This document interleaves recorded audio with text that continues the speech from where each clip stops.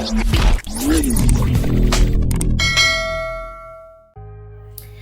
guys, balik lagi di channel YouTube aku, Story of Mauret. Gokil.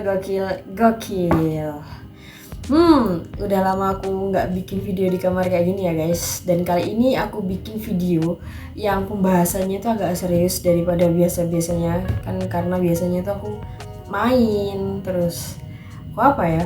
Ya segitu-gitulah. Tapi ini aku bakal bahas sesuatu yang agak serius, sama kayak yang ada di judulnya. Bahas kasusnya Ice Cold atau cyanidanya itu, Myrna dan Jessica ya. Oke, langsung aja. Ini menurut pendapat aku pribadi. Karena aku udah nonton, walaupun aku dulu itu nggak ngikutin banget sidangnya, tapi aku nonton film dokumenter dan aku udah pernah nonton series Cyanida. Walaupun itu tuh sebenarnya kayak bukan dokumenternya dari kasus Myrna dan Jessica, cuma kayak ya nantilah aku bakal bahas di sini. Jadi aku bahasnya berdasarkan apa yang udah aku lihat ya. Jadi kayak film dokumenter, terus seriesnya Cyanida, sama kesaksian yang ada di TikTok sama di YouTube ya. Ya sebenarnya udah terangkum semua di film dokumenter itu. Oke, jadi yang pertama aku mau bahas dulu itu waktu di kafe. Waktu Kak Jessica. Gue gak kenal. Aku nggak kenal, oke, tapi ya waktu si Jessica ini mesenin kopi buat teman-temannya, menurutku itu hal yang wajar. Terus dia duduk di kursi kan, itu, terus katanya naruh barang yang sengaja buat nutupin dia bakal naruh si cyanidanya. Gini, kenapa kok? Itu kan ada videonya tuh kayak dia mindah tas kayak gitu ya. Gini teman-teman, kalau kalian bukannya aku bela gimana ya, di sini tuh kayak aku cuma berpendapat aja. Jadi biasanya cewek, walaupun ini tuh kayak gimana ya, kayak benda ini ya, misalnya benda ini kurang minggir sedikit, itu aja dibenahin gitu loh. Cewek itu emang sedetail itu, biasanya kayak gitu. Kurang dikit aja kayak ini, kayak kurang apa sih, benahin lah. Itu bukan kayak apa ya, bukan suatu hal yang aneh kalau menurutku di situ bukan suatu hal yang aneh. Bukan karena kayak wah ini apa, pengacaranya bagus makanya kamu, enggak. Tapi emang cewek emang kayak gitu. Cewek itu kayak yes, kayak gitu tadi. Terus habis itu, setelah si Myrna ini tadi neguk kopinya, terus dia kayak jatuh, dan si Kak Jessica-nya itu responnya itu cuma berdiri kayak, itu tuh bukan suatu hal yang kayak ih gue gak mau megang, enggak guys, enggak. Kalau menurutku itu dia tuh kenapa dia kok nggak nolongin gini, karena dia masih mikir loh, kenapa sih kayak nge-lag gitu loh. Kalian nggak pernah nge-lag, misal ada teman kalian nangis, terus si A tuh nangis tuh, terus kan kalian langsung kayak nggak mungkin kan, kalian pasti mikir dulu emang kenapa nangis, kan selalu kayak gitu. Nah itu suatu hal yang wajar banget. Terus gini, kalau misal aku di posisinya Kak Jessica waktu itu ya, si Kak Myrnanya udah jatuh. Iya, kalau dia itu emang bener-bener gak ada yang nolongin orang lain, dia langsung bisa kayak apa sih, dia tuh bisa kayak langsung nangkep gitu loh, karena emang gak ada yang nolongin. Tapi di situ karena ada yang nolongin, dia tuh jadi bingung loh, kenapa temenku nih kayak gitu. Itu hal yang wajar, oke? Menurutku itu hal yang sangat-sangat wajar, karena kita sebelum melakukan suatu tindakan biasanya tuh kita juga mikir dulu kayak gitu. Itu wajar banget, jadi jangan terlalu disalahin ya kan. Nah setelah itu katanya Kak Jessica itu buang celananya ya. Kalau menurutku, aku nggak tahu itu penjelasannya kayak gimana, kenapa dia bisa buang celananya. Tapi kalau menurut aku mungkin dia mikir, oh apa ini ada cyanida kayak gitu, mesti kayak ada ada racunnya atau gimana, nanti bisa kesebar ke baju aku, ya udah tak buang gitu. Jadi itu kayak suatu hal yang nggak bisa langsung karena kamu tuh ngantongin sesuatu. Enggak guys, enggak. Kalau misal gini deh, kalian lagi jenguk teman kalian yang penyakitnya itu bisa nyerang kalian juga, kalian kan bakal kayak parno gak sih, kayak oh ya nanti kayak wajar kayak gitu guys, wajar menurut aku ya. Terus lanjut ke masalah wajah. Gini loh, dia tuh sidang, kenapa dia gak nangis, kenapa dia tenang? Karena emang kayak gue gak salah, kenapa gue harus segitunya, gue gak salah. Sekarang gini deh, orang bermuka dua tuh banyak, dan sekarang zamannya ketika kita sakit hati pun kita misalnya kita lagi ada masalah keluarga, atau kita lagi putus sama pacar, atau kita lagi marahan sama teman, apakah harus semuanya tahu, semua orang tuh tahu gimana sedihnya kita? Kan enggak. Dia tuh di shooting loh, maksudnya kayak di kamera loh, dia enggak profesional aja. Oh ya, gue mau sidang, hadapin dulu sidang ini, kalau gue mau nangis nanti ada waktunya sendiri, jadi manage waktu. Yeah boy. Nggak kayak bisa gitu loh, kayak nggak harus semua orang tahu kalau waktu itu kita sedih kayak gitu loh. Jadi kalau menurutku kenapa si bapaknya Kak Amirna tuh ngomong kalau dia nggak nangis, dia tenang. Nah bisa jadi dia menyembunyikan sesuatu ya, kayak gitu. Jadi kayak menurut aku tuh hal yang itu tuh wajar, karena memang kita dituntut buat nggak ngeluh sama dunia ini. Kamu tau gak sih, dunia ini tuh bikin kita capek banget kan, tapi kita nggak harus terus-terusan ngeluh dan terus-terusan memperlihatkan oh ya aku tuh sedih banget loh, aku tuh lagi sedih banget. Nggak selalu kita harus memperlihatkan itu gitu loh. Jadi itu suatu hal yang menurut aku wajar. Kasusnya Kak Jessica yang di Australia katanya kasusnya yang di Australia itu kan kayak dia tuh nabrak panti kalau nggak salah ya. Itu panti boy, kayak mungkin dia kecelakaan kan, bisa aja gitu kan, bisa aja kecelakaan.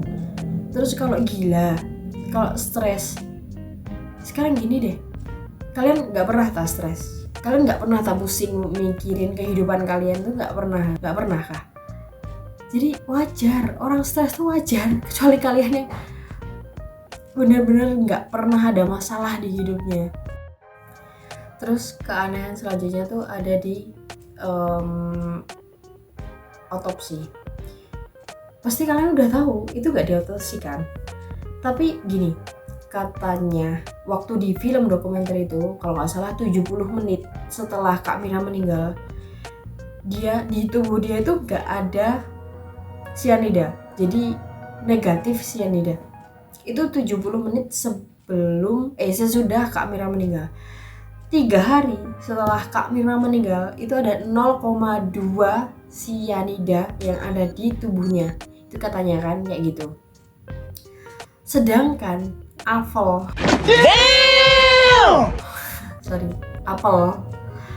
aja 0,6. Terus kenapa nih orang-orang yang pada makan apel nggak mati? Kenapa? Terus kayak gini deh, kayak kasusnya bapak itu, kok bapak sih? Ya udah, Brigadir J lah kasusnya itu. Dulu katanya tembakannya itu cuma Richard Eliezer itu aja yang nembak. Tapi setelah diotopsi itu ternyata ada dong, ketemu dong pelakunya siapa aja yang nembak kayak gitu loh. Jadi kalau nggak otopsi, apa kita tahu orang itu ada yang nggak suka kopi dan ada yang tubuhnya itu misalnya gini, di dalam kopi itu kan ada kandungan kafeinnya, terus ada kandungan-kandungan lain yang gua nggak tahu karena gua emang terbatas ilmunya ya. Mungkin ada kandungan itu yang bikin dia tuh mungkin waktu itu nggak fit atau gimana, terus bisa aja dia belum makan kalau kayak gitu ya, belum makan terus minum kafein, lambungnya jadi kayak asam lambungnya naik, kan bisa kayak banyak dong. Kalau nggak diotopsi tuh kita bertanya-tanya ini masalahnya gimana kayak gitu kan, ya kan. Kalian kan mikir nggak sih kayak kondisi orang tuh nggak selamanya fit, walaupun dia kaya raya ya, nggak selamanya fit. Orang kaya juga pernah capek, orang kaya tuh pernah capek guys, nggak selamanya dia tuh fit yang kayak apa yang dikatakan sama bapaknya Kak Mirna.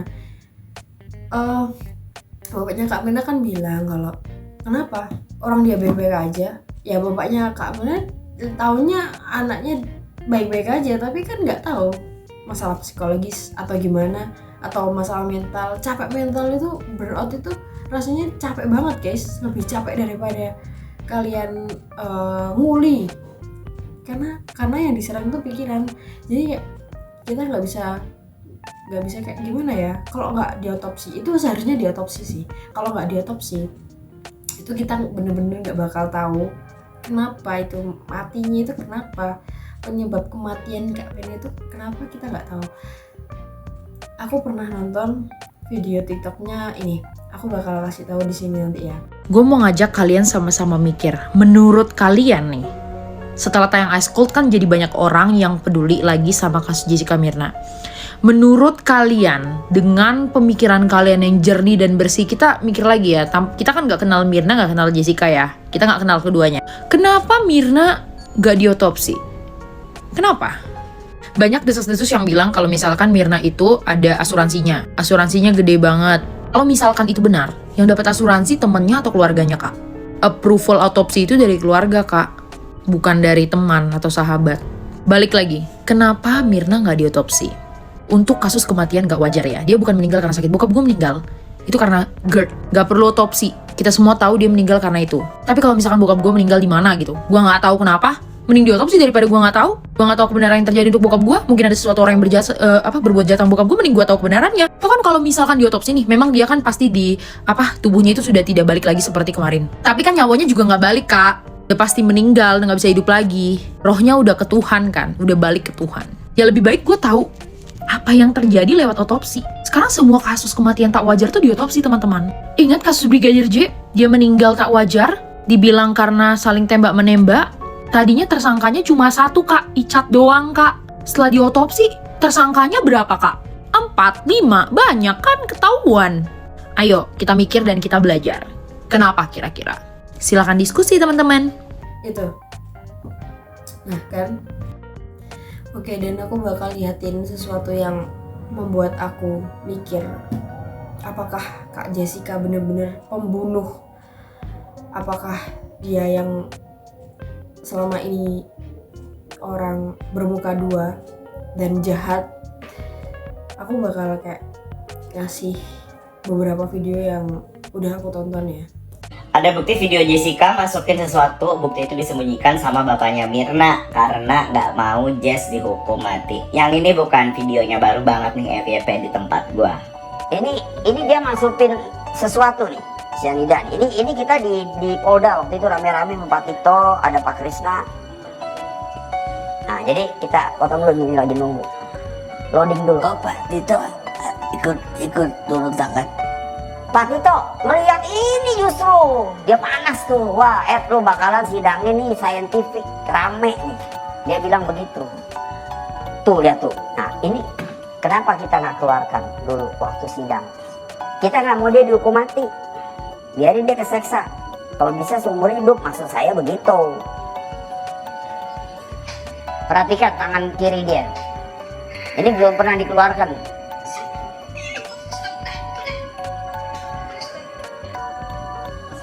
Jadi polisi sangat senang sekali itu hari sampai lompat ya.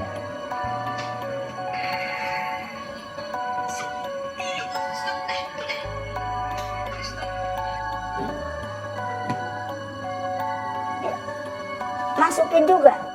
Gue nggak tahu, tapi kalau dilihat video itu tuh kayak nggak kelihatan jelas dia masukin sesuatu ke dalam gelas kopinya. Hanya sekilas kayak ada tangan kayak gini doang, tangan kayak gini, tangan kosong. Dan gue juga nggak tahu itu beneran masukin atau gimana gitu. Sebenarnya yang jadi pertanyaan itu adalah kenapa bukti sepenting itu nggak dia tampilkan di dalam persidangan dengan alasan dan dalih kalau dia tidak mau Jessica dihukum mati, tapi dia pengen Jessica itu menderita gitu. Aku juga gak tahu motifnya sebenarnya apa, kenapa pengen banget Jessica menderita. Oke, gue paham kalau misalkan keluarga korban tuh pasti ngerasa kalau itu terdakwa, dia pengen terdakwa itu didakwa dengan seberat-beratnya gitu, karena pasti yang namanya keluarga korban pasti kesel gitu. Tapi kalau misalkan lu kesel dan lu ngambilin anak lu mati-matian, kenapa mayatnya nggak diotopsi? Dan itu kan lebih akan menunjukkan sebuah kebenaran kenapa anaknya meninggal gitu.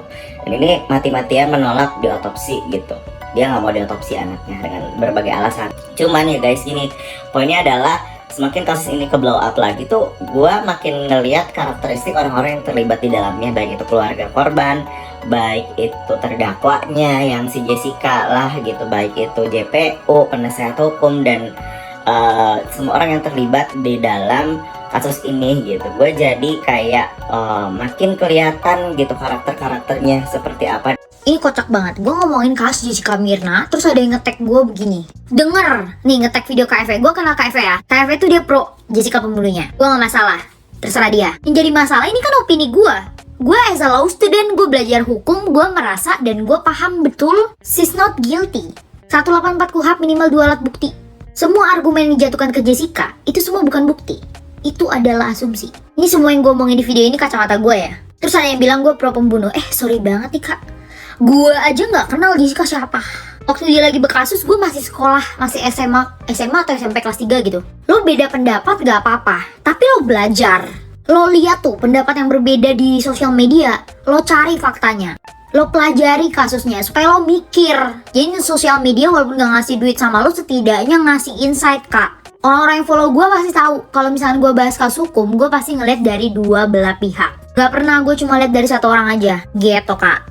Pertanyaan Jessica, kalian taruh apa di minumannya Mirna? Itu alam bawah. Ini kalau gue ya, semisal gue ada di cafe gitu, terus gue jalan sama teman gue, terus teman gue minum kopi, terus dia ngerasa kopinya itu nggak enak.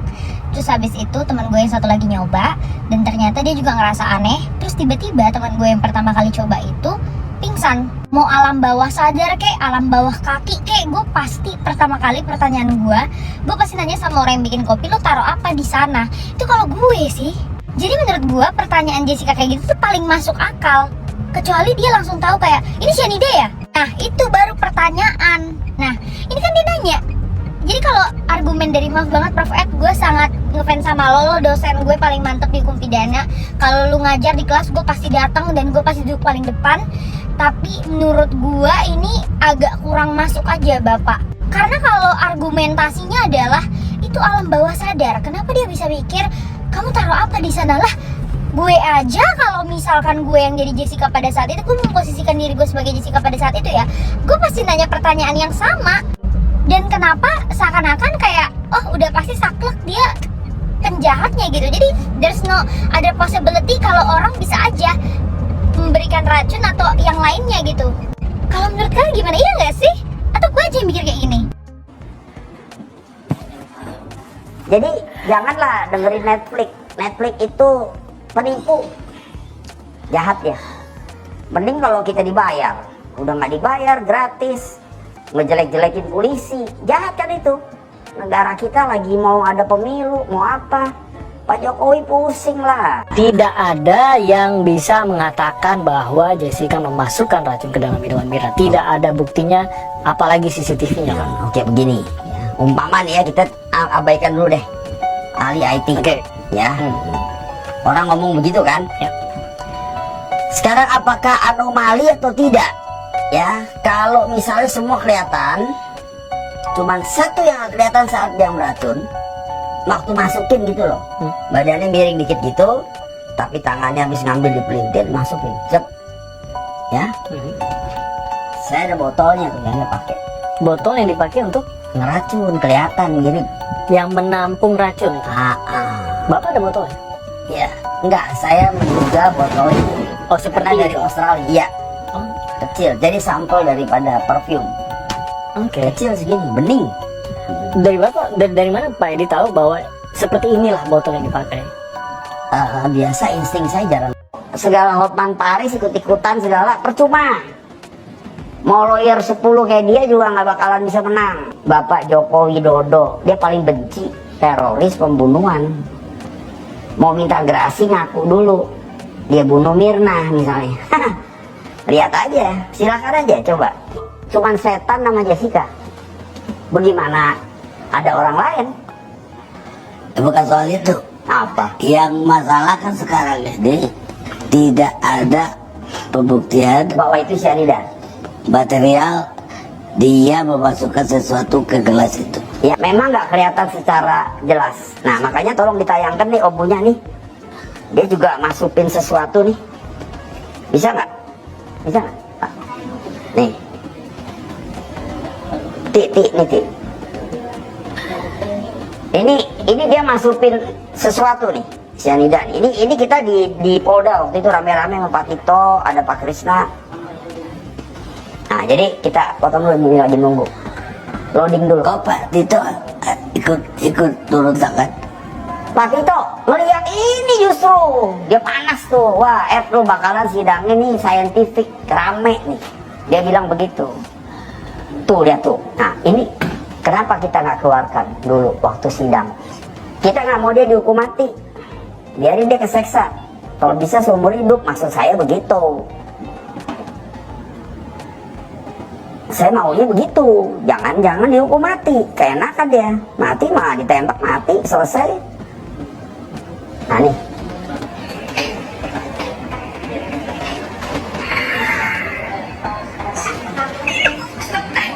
Ini polisi sampai teriak-teriak kesenangan nih. Yang mana? Oh ini. Ulang ya. Perhatikan tangan kiri dia. Ini belum pernah dikeluarkan.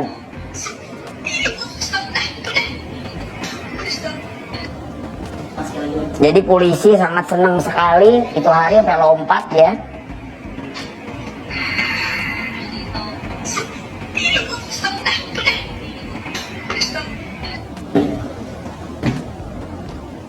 Dia masukin juga.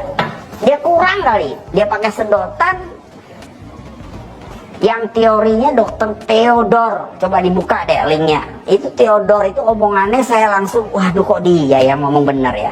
Jadi dimasukin sedotan, makanya Mirna sedotin yang pekat itu, makanya dia ngomong detik mati dia.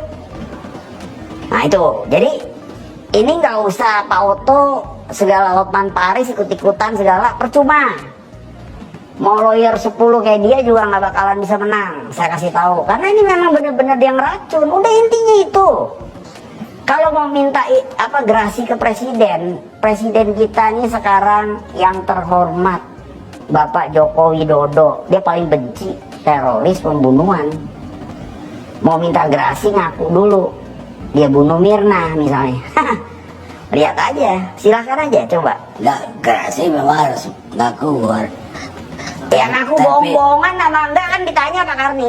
Terpidana harus mengaku. Nah iya. Baru boleh minta ampun. Nah terus ngaku terus dikasih. Waduh ngimpi kali. Begitu Mirna tergeletak dan ketika orang-orang itu datang, tahu apa pertanyaan Jessica? Kalian tahu apa di minumannya Mirna? Itu alam bawah sadar. Orang kan tidak berpikir demikian. Bentar, kayaknya gue ingat sesuatu deh. Dia langsung minum. Pokoknya dia duduk, dia langsung teguk minum. Setelah minum, dia langsung bilang, ini nggak enak banget, this is so awful. Dia langsung bilang, oh my god, ini apaan ya? Ya wajar dong kalau misalnya Jessica menanyakan itu. Bukannya permasalahan utama dari Mirna sebelumnya adalah masalah minumannya yang terlalu pahit dan gak enak ya. Kalian taruh apa di minumannya Mirna? Ini, gue di sini tidak akan berpihak dengan siapapun. Mau Jessica yang benar kek, mau Jessica yang salah kek, ya itu biar ahlinya aja yang mengurus lah, ibaratnya gitu kan. Gue bukan ahli hukum juga, toh ya buktinya juga udah diketok palu juga gitu kan.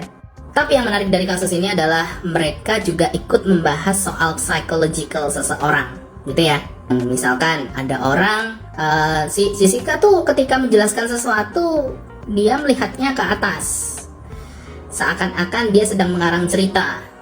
Ya kalau gue mengarang cerita langsung bisa menatap ke matanya orang yang langsung juga bisa gitu.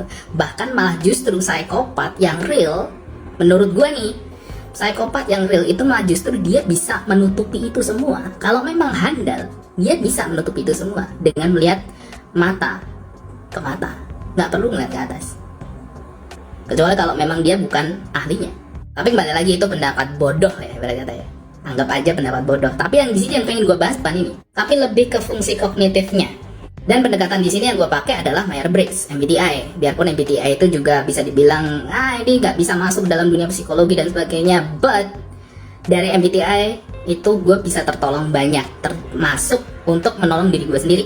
Fungsi kedua MBTI itu adalah fungsi kognitif. Fungsi kognitif kedua dari MBTI itu adalah fungsi bagaimana cara seseorang itu mendapatkan informasi. Dibedakan jadi dua, antara sensor atau sensing dengan intuitif. Bedanya apa? Sensor atau sensing itu adalah ketika orang tersebut mendapatkan informasi melalui data yang ada, melalui data yang faktual, melalui apa yang sedang terjadi saat ini. Misal contoh, lampu nyala, gue sedang ada kumisnya, biarpun ini adalah filter, itu adalah sensing. Orang akan berkomentar seperti itu. Tapi kalau orang intuitif, mungkin mereka akan berpikir, wah bentar lagi mungkin mati lampu, mungkin bentar lagi mati listrik, ini udah mendung nih. Biarpun tiap hari ini panas, tapi hari ini udah mendung, kayaknya bentar lagi hujan deras. Kalau hujan deras, kemungkinan besar nanti mati listrik. Kalau mati listrik, nanti gue ngeposting konten ini pakai apa dong? Baterainya udah tinggal 8%. Nah kayak gitulah. Jadi bedanya yang satu itu melalui faktual data yang ada, ya sensor, ya sensing. Yang bedanya dengan yang intuitif adalah mereka itu adalah menggunakan imajinasi, melihat ke depan, melihat apa yang akan terjadi, melihat yang belum pernah terjadi dan nggak ada di situ. Dan mereka cenderung kreatif, abstrak, ya, orang intuitif. Hubungannya apa dengan kasusnya Mirna? Ditunggu. Jadi sebenarnya gue menyorot kata-katanya Pak Profesor Edi Hiari, Pak Wamenkumhamnya RI sebagai berikut. Kemudian ketika bertemu dia mengatakan bahwa bukan saya pembunuh Mirna. Itu reaksi negatif. Saya selalu memberi contoh di depan kelas. Ya, yang gue maksud adalah reaksi negatif. Dan dari komentar beliau juga, gue juga bisa menilai bahwa Jessica Kumala Wongso itu adalah seseorang yang memiliki fungsi keduanya, itu adalah intuition. Dia mampu menebak apa yang kira-kira bakal dipertanyakan, bakal diungkit. Ya karena pada saat itu yang datang duluan dia gitu. Misal kalau aku nih, aku datang duluan, aku pesen makanan buat teman-teman gue. Terus tiba-tiba 2 jam kemudian temen gue datang, terus dia makan terus mati. Menurut lo, gue ngerasa bersalah nggak? Sebagai seseorang yang punya sisi intuition atau yang condong intuitionnya jauh lebih kuat, itu pasti bakal merasa bersalah. Pasti bakal merasa tersorot. Wah, gue nih, jangan-jangan gue ngasih apa tadi ya? Gue kayaknya tadi nggak ngasih apa-apa gitu. Karena pada dasarnya gue udah mikirnya ke situ. Karena gue ngerasa bahwa gue yang datang duluan. Tapi gue juga nggak salah gitu. Gimana caranya supaya gue bisa menjelaskan bahwa gue nggak salah? Diam aja kan bisa bang. Ya itulah orang intuition. Mereka sudah aware duluan di awal karena mereka biasanya takut. Takut kalau dituduh. Takut kalau misalnya begini. Takut kalau misalnya begitu. Gitu loh. Jadi reaksi negatif ini mungkin adalah sesuatu yang bisa dipertimbangkan secara lanjut lah, bukan sesuatu hal yang pasti. Oh dia itu adalah seseorang yang negatif gitu, dia pasti bunuh nih gitu. Ya gue sih nggak akan berpikir ke situ dulu gitu ya. Ya everything could be happen lah ya. Apalagi dalam kondisi panik gitu kan, kondisi tiba-tiba langsung ada yang mati di sebelah lo gitu, padahal itu lo baru ketemu gitu kan juga. Ya kita nggak ada yang berharap itu terjadi gitu kan, itu kan juga bisa lu shock, diem, bingung, kayak orang bego gitu juga bisa. Gue apalagi tuh, gue kayak orang idiot malah yang ada di situ. Tapi semenjak gue nonton Ice Cold, gue juga baru tahu ternyata kasusnya Mirna nih masih gantung. What? Salah pencet. Sampai detik ini Apakah menurut Om Jessica Wongso bersalah? 99,9% saya menyatakan Jessica tidak bersalah. Dan saya bisa buktikan. Bisa buktikan? Bisa buktikan. Cuma tidak diberikan kesempatan untuk buktikan dan tidak didengar. Dalam bentuk? Dengan segala alat bukti hukum. Dan tidak diperbolehkan? Ada yang tidak diperbolehkan, ada yang tidak dipertimbangkan. Perlu diketahui, tidak ada satupun ahli keterangan ahli yang kami sampaikan. 3 dari luar negeri, ada berapa dari dalam negeri, satu pun tidak dipertimbangkan di dalam putusan hakimnya. Satu pun. Padahal semua saksi ini, 3-3-nya ini menyatakan Jessica cyanida itu tidak terbukti ada di dalam tubuh Mirna. Ada yang mengatakan bahwa cyanida di dalam gelasnya itu juga kadarnya kecil. Ya. Tapi ada yang masukin cyanida menurut Om? Ada dugaan. Ada dugaan. Ada dugaan. Sebenarnya kan sudah 3 hari mayat ini, mayat Mirna, dan sudah mau dikubur. Tiba-tiba Krishnamurti, Direktur Umum pada waktu itu oleh di Polda, Krishnamurti datang. Dia mengatakan, saya lihat di Netflix, anakmu itu mati diracun. Anakmu ini mati diracun. Padahal dia belum pernah diotopsi, belum pernah diambil sampel. Pertanyaan saya, dari mana dasarnya, dan apa alasannya, dan apa sebabnya Krishnamurti mengatakan anakmu diracun? Mestinya kan dia bilang, Pak Edi, ada kemungkinan. Siapa tahu ini ada racun atau ada kemungkinan diracun, mari kita otopsi. Tapi bukan anakmu diracun, bukan. Jadi sudah ada keputusan konklusi yang mendahului sebelum dilakukan tindakan-tindakan ini. Ini analisis saya.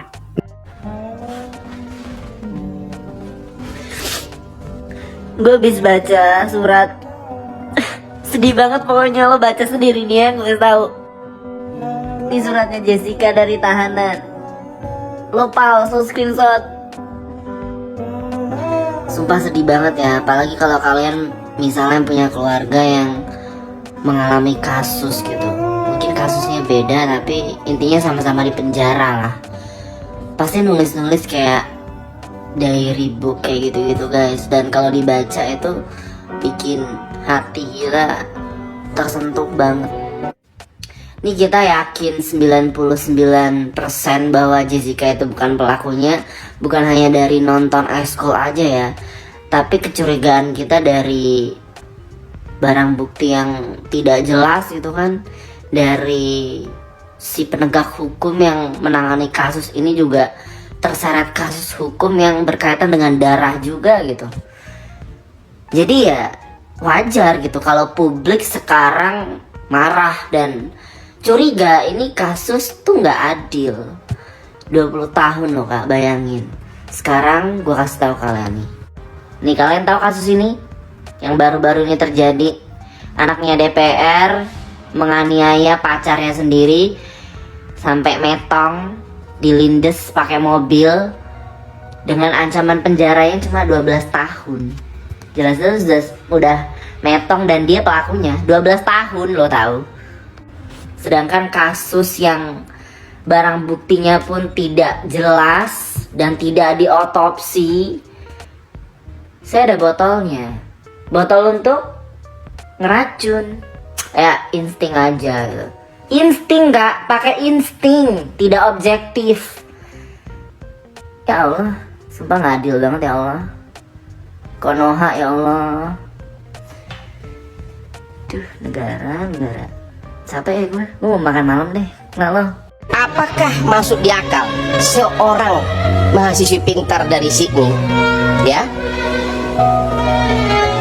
terang-terangan memesan kopi untuk diracuni, terang-terangan datang di hadapan si korban, di lingkungan penuh orang, dan menunggu si korban sampai sekarat, persis seperti apa yang diutarakan oleh Reza tadi, ya, itu satu. Yang kedua, kalau dikaitkan ke celana, kalau tujuannya membuang celana itu adalah untuk menghilangkan jejak, Orang dirinya sendiri jejaknya ada kok di TKP, apalagi celananya. Itu yang kedua. Yang ketiga, perdebatan psikolog tadi dengan Yudi, psikiater, itulah yang paling bahaya dalam memutus. Itu saya alami dalam kasus JIS, di mana pendapat umum dari psikolog begitu bisa dipakai untuk menentukan dalam kasus ini tersangka, bahkan pembunuhan berencana. Dalam kasus JIS tidak ditemukan teori kausalitas, dan memang ahli tidak akan pernah menentukan kausalitas, hanya keilmuan. Dan memang saya menang JIS bebas. Dalam kasus Angelin juga dari segi tampang, Anda mengatakan bahwa seolah-olah tampang Jessica itu dicurigai, berubah-ubah, ya. Saya mau kasih contoh. Waktu sidang Margaret 3 minggu lalu, dia datang ke sidang dengan penuh air mata, ya, penuh air mata. Putriku dibunuh, katanya. Saya langsung buktikan bahwa itu bukan kepribadian dia.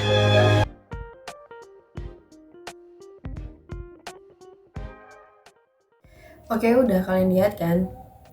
Dan ini ayahnya Kak Mirna itu kan bilang kalau wah nih tuh orang setan tuh, wajahnya tuh, lihat tuh wajahnya setan. Kalau aku di posisinya ayahnya Kak Mirna memang jadi kayak misal ada anggota keluargaku yang dibunuh, dan bunuhnya tuh kayak apa ya, secara emang kok tiba-tiba mati ya gitu kan. Itu aku emang semarah itu, mungkin aku bakal semarah itu, kayak ngolok-ngolok si pelaku, emang kayak gitu. Tapi kalian lihat deh, ada di film dokumenternya itu di bagian akhir kalau nggak salah, waktu hakim Kuto udah memutuskan kalau Kak Jessica itu bakal masuk ke penjara itu, divonis 20 tahun itu bapaknya Kak Mirna itu bilang kayak, kalau nggak salah bilang I win kayak kok dia merasa menang, sedangkan di situ tuh dia bela anaknya kayak gitu, kayak ini tuh menuntut keadilan untuk anaknya gitu, bukan untuk dia sendiri kayak gitu, kayak I win. Kayak biasanya ya kalau ini mikir soal insting ya, karena emang kebanyakan si itu di persidangan mikirnya insting kayak mikir insting ya biasanya. Dan sering kali orang tua itu kalau misal bela anaknya biasanya kayak, wah ini keadilan buat kamu Mirna, kayak gitu kan, kayak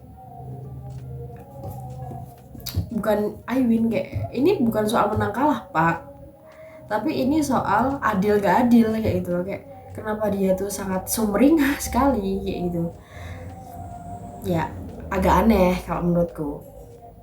Terus ada lagi itu kata dokter siapa ya, kalau nggak salah namanya dokter Jaya, waktu berapa hari kayaknya Kak Mirna mau dimakamin gitu kan, almarhum Kak Mirna tuh mau dimakamin, itu tuh wajahnya warnanya biru kalau nggak salah kata dokter itu tadi, dokter yang dia itu spesialis peneliti cyanida atau gimana gitu loh, wajahnya biru. Padahal katanya kalau dia matinya karena cyanida itu merah, seharusnya kulitnya warnanya merah. Dan besoknya ketika waktu persidangan itu fotonya jadi merah loh kan. Terus ada juga tuh, aku nggak tahu itu siapa ya, tapi bilang bapaknya itu Mirna, siapa sih namanya Pak itu, pokoknya bapaknya Kak Mirna itu katanya ngasih foto di mejanya hakim ketua kalau nggak salah loh, ini kalau nggak salah ngasih di ngasih foto atau ngasih bukti di mejanya hakim ketua. Nah terus si bapaknya Kak Mirna ini dari belakang tuh kayak nunjuk kayak nggak terima gitu, kayak oke, oh my god, ini sesuatu yang agak janggal. Terus katanya tuh bawa pistol. Jadi gini, sekarang orang awam ini tuh nggak boleh loh bawa pistol, kecuali itu emang lagi ada di arena kayak misal perbakin, tembak-tembakan kayak itulah, itu boleh. Tapi ini yang boleh bawa boleh bawa senjata itu cuma tentara dan polisi, itu pun harus melalui izin atasan, karena nggak sembarang dong. Kenapa kamu bawa senjata kemana-mana, itu buat apa kayak gitu loh, sedangkan kamu bukan polisi dan tentara kayak gitu. Jadi menurut aku agak ada yang janggal di sini. Oh iya, kelupaan. Terus cyanida yang katanya tadi itu di kopinya itu mengandung 7.400 gram kalau nggak salah cyanida yang ada di kopinya itu. Padahal hari pertama 70 menit setelah Kak Mirna meninggal itu tuh negatif cyanida atau 0. Kayak mungkin ya negatif tuh gimana sih, kayak enggak ada cyanida kayak gitu kan. Tapi di kopinya itu katanya 7.400 kalau nggak 740, aku juga nggak terlalu tahu ya, katanya segitu. Terus kayak kalau dia udah minum terus udah mati, bisa aja nggak sih di kopinya itu dituangin lagi kayak gitu? Bisa aja nggak sih? Kalau kok agak aneh gitu. Terus ini bagian si barista, baristanya ditanya waktu dulu tuh ngobrolin apa, musyawarah apa sih namanya, rapat apa, ngobrolin apa waktu itu. Dia tuh langsung gitu kayak lupa. Padahal itu kasus berat gitu loh, kasus berat. Dan biasanya kalau kasus berat dia bakal coba inget-inget lagi kayak gitu. Dia bakal coba inget apa ya, tapi kayak udah disetting. Dia tuh langsung bilang saya lupa, soalnya udah lama. Kayak gue pun kejadian waktu gue kecil tuh gue masih inget walaupun nggak 100%. Dia langsung saya lupa karena udah lama.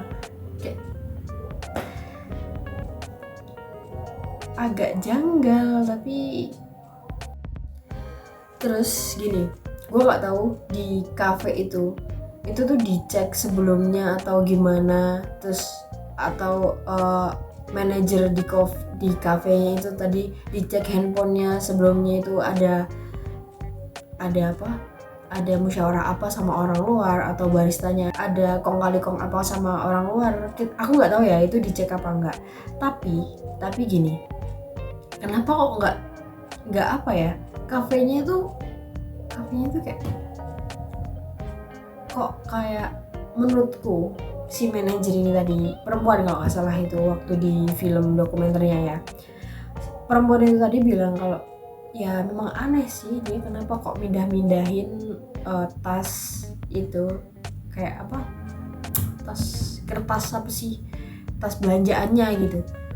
Kayak kalau menurutku kenapa kok dipindahin, karena orang tuh bisa gabut. Dan aku udah jelasin di awal, perempuan tuh kayak gitu biasanya, kayak ada apa kayak kurang pas walaupun tuh kayak cuma 1 senti gitu dibenerin guys. Jadi itu bukan alasan buat kayak gimana, itu emang hal yang wajar. Jadi terus kenapa, bentar guys, azan. Oke guys, lanjut. Kalian lihat yang itu gak sih, yang bapaknya Kak Mirna tuh waktu di kuburan dia itu bilang papa itu kayak merjuangin kamu sendiri kayak gitu. Nah terus kembarannya kemana? Kok nggak ikut-ikut? Kayak seharusnya kalau gue punya saudara gue punya keluarga nih, kayak gue bakal ikut kayak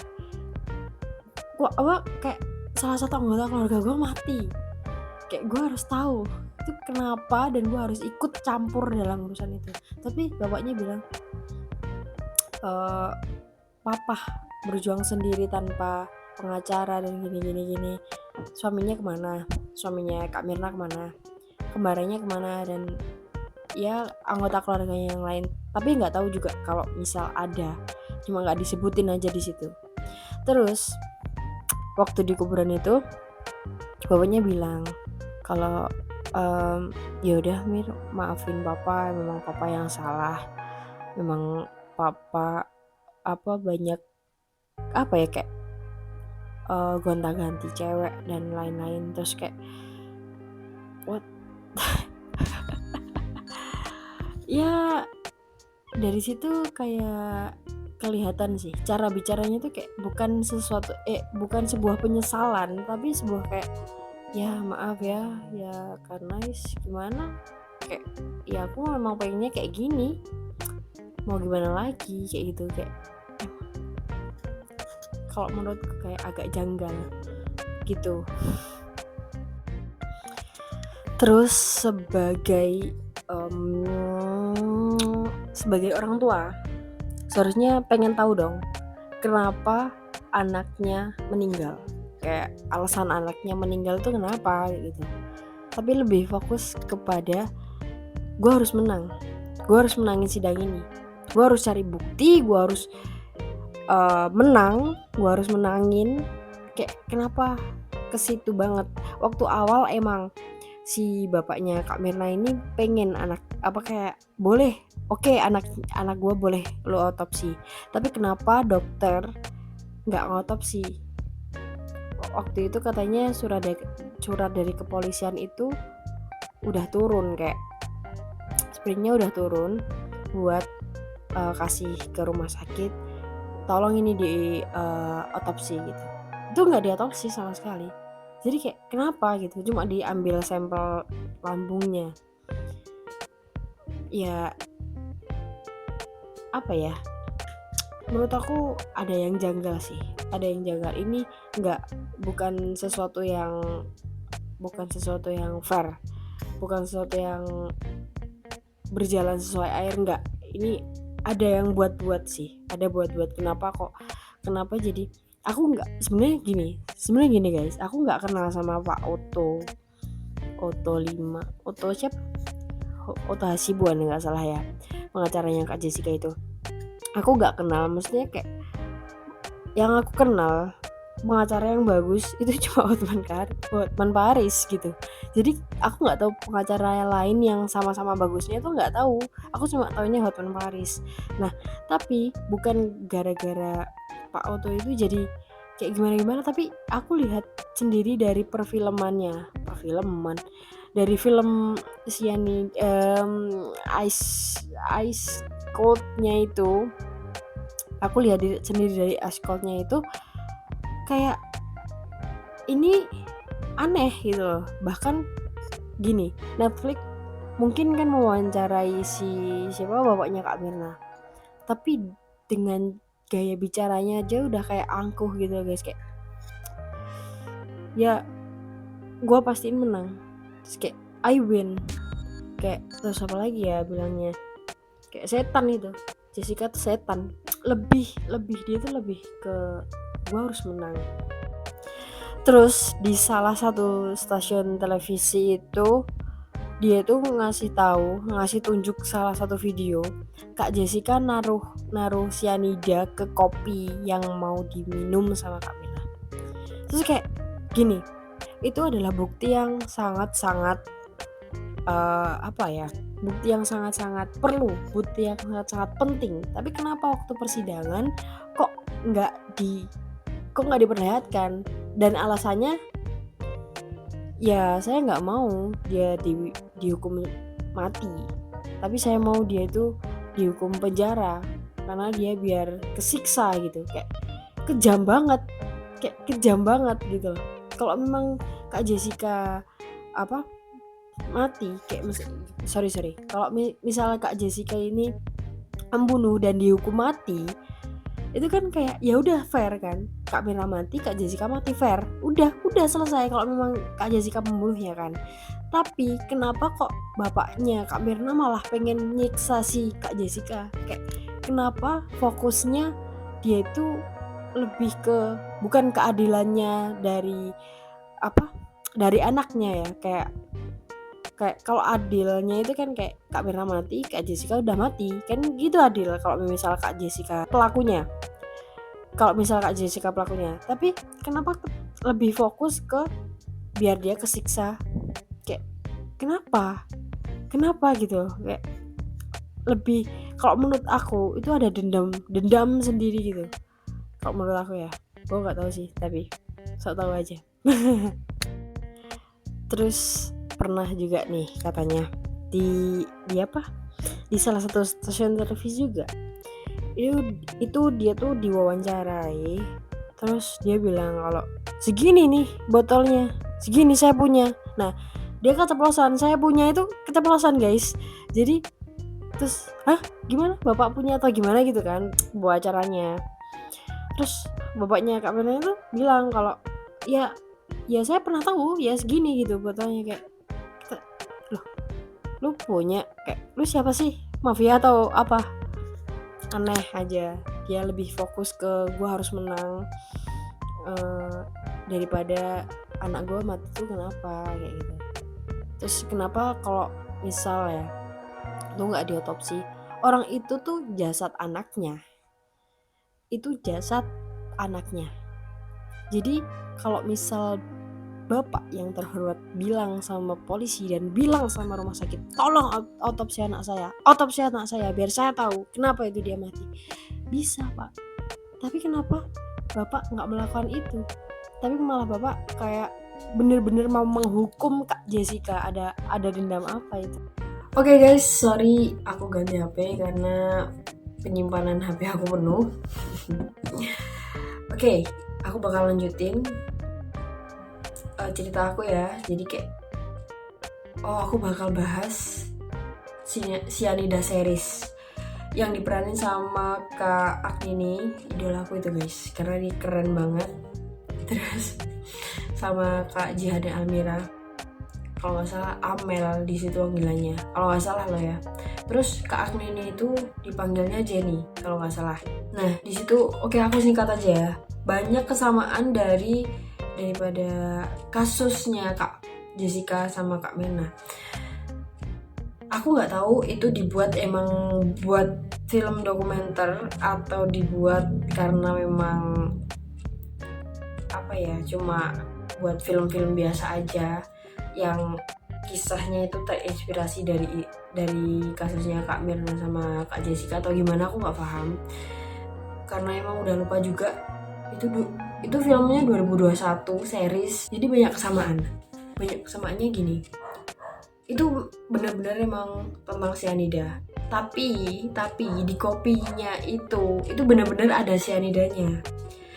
Jadi ceritanya kenapa kok bisa meninggal karena minum kopi itu, karena ada cyanidanya tadi, karena diracun sama bapaknya sendiri. Kenapa kok diracun sama bapaknya sendiri? Karena bapaknya itu tuh merencanakan suatu hal yang besar sama teman-temannya, kalau nggak salah ya, sama teman-temannya. Terus si anak tadi, si Kak Amel tadi itu tuh denger, terus kayak ya namanya anak dan itu rencana besar yang kayak nggak baik gitu loh kalau nggak salah itu. Jadi tuh kayak bapaknya tuh berusaha untuk menyingkirkan, kayak gimana nih biar nih anak gak buka mulut, nih anak biar gini. Akhirnya yaitu ada Kak Janinya ini di penjara, dijadikan kambing hitam kayak gitu. Jadi kalian nonton lah series Cyanida series itu seru banget, kayak perasaannya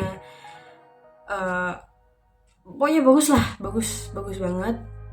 Kalau kalian mau lihat gambaran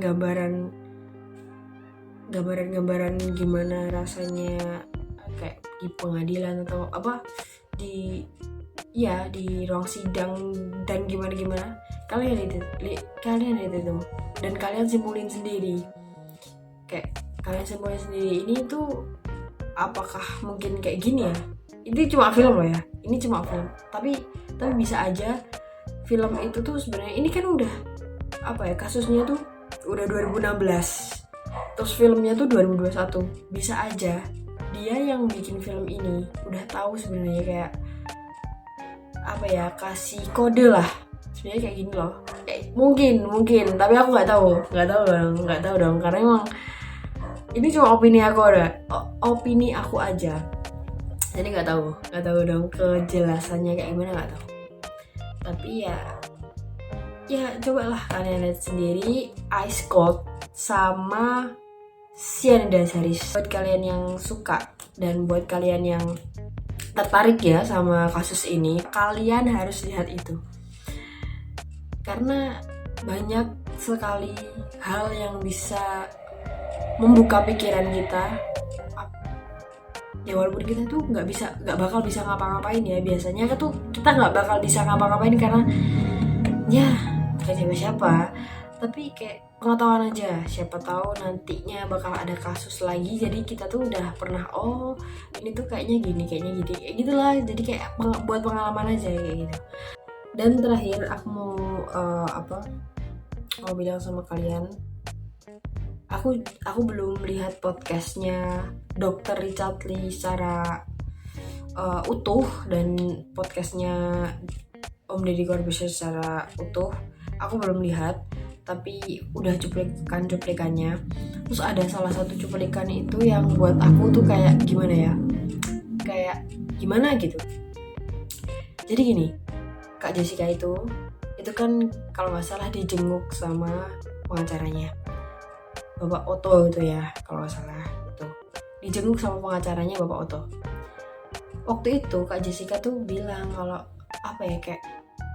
ini nggak bisa dibanding atau gimana gitu.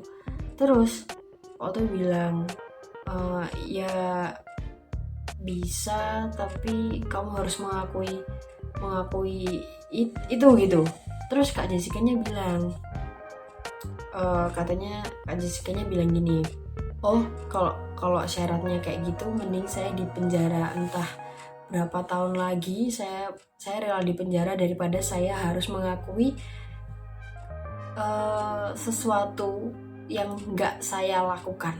Aku kayak oh my god, ya Allah, ini orang bener-bener menurut aku ya bener lah, dia nggak ngelakuin. Kayak kalau aku mah aku pengen bebas sekarang, tapi aku nggak harus ngaku karena emang aku nggak ngelakuin, kenapa? Tapi dia rela, mending aku nggak usah ngaku daripada aku suruh ngakuin hal yang keji karena itu sahabat gue sendiri gitu. Sebenarnya ada satu cara untuk mengatasi semua ini.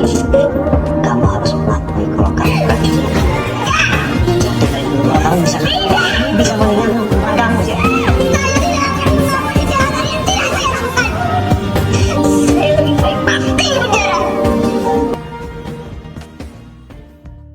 Oke, segitu dulu video dari aku. Makasih udah lihat sampai selesai. Jangan lupa like, comment, dan subscribe. Jangan lupa share juga ke teman-teman kalian kalau memang video ini bermanfaat. Terus gini guys, aku mau ngasih tahu ke kalian, aku juga gak tahu ini yang aku buat video ini udah semuanya aku lontarin ke kalian apa enggak, karena emang aku bikin video ini tuh langsung, gak ada skrip sama sekali, jadi aku gak tahu bakal ada yang kurang atau lebih dari apa yang aku bicarain, karena memang aku barusan selesai lihat film dokumenternya Ice Cold itu tadi, jadi aku gemes pengen kasih tahu pendapat aku ke kalian, gitu aja sih. Gitu aja guys, jangan lupa mampir di video-video aku lainnya. Bye bye.